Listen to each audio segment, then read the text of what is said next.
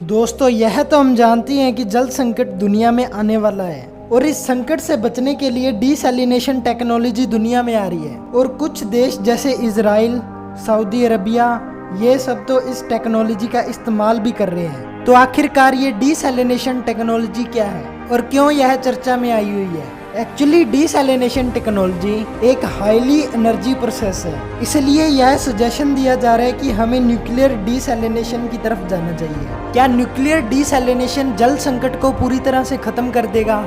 कहीं ऐसा ना हो जाए कि हमारी एक प्रॉब्लम तो सोल्व हो जाए और उसे सोल्व करने के चक्कर में एक और नई प्रॉब्लम क्रिएट हो जाए। मैं ऐसा क्यों बोल रहा हूँ, इसे जानने से पहले आप यह जान ले कि डीसैलिनेशन प्रोसेस होता क्या है। डीसैलिनेशन एक टेक्निक है जिसमें समुद्र का पानी लिया जाता है और एक्सटर्नल एनर्जी प्रोवाइड की जाती है और समुद्र के पानी से साल्ट और दूसरे मिनरल्स को अलग कर साफ पानी को निकाल लिया जाता है। इसे डीसैलिनेशन प्रोसेस कहते हैं। सबसे पहले समुद्र का पानी एक ट्यूब की मेम्ब्रेन में लिया जाता है जिसके अंदर एक्सटर्नल एनर्जी को इस तरह से दिया जाता है कि समुद्र के पानी में से सॉल्ट और मिनरल्स अलग हो जाते हैं, जिससे साफ पानी को निकाल लिया जाता है और सॉल्ट और अदर मिनरल्स को वापस समुद्र में डाल दिया जाता है। यह टेक्निक इतनी जबरदस्त है कि हम इसे इस्तेमाल करके पूरी दुनिया के पानी की जरूरत को पूरा कर सकते हैं। लेकिन जिस टेक्नोलॉजी के कुछ पॉजिटिव पॉइंट्स भी होते हैं, उसके साथ उसके कुछ नेगेटिव पॉइंट भी होते हैं। तो डीसैलिनेशन प्रोसेस से हमें कौन कौन सी समस्याओं का सामना करना पड़ सकता है? एक तो इसमें बहुत ज़्यादा एक्सटर्नल एनर्जी की रिक्वायरमेंट होती है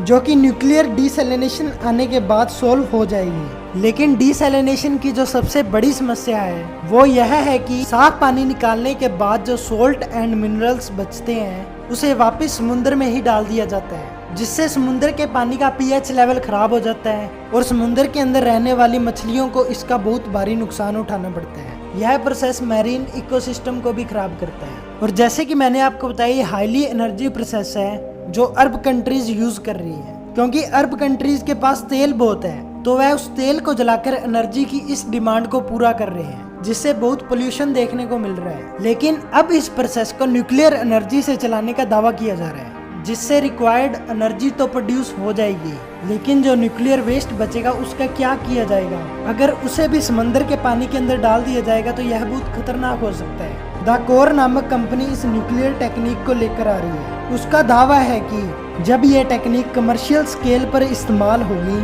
तो पूरी दुनिया से पानी का संकट गायब हो जाएगा और अगर इसे कोस्टल एरिया में सेटअप किया जाता है तो अतिरिक्त न्यूक्लियर एनर्जी को बिजली बनाने में भी इस्तेमाल किया जा सकता है। दोस्तों, आपकी डीसैलिनेशन प्रोसेस के बारे में क्या राय है? कमेंट करके जरूर बताएं और ऐसी और भी इंफॉर्मेटिव वीडियोस देखने के लिए हमारे चैनल को सब्सक्राइब करें।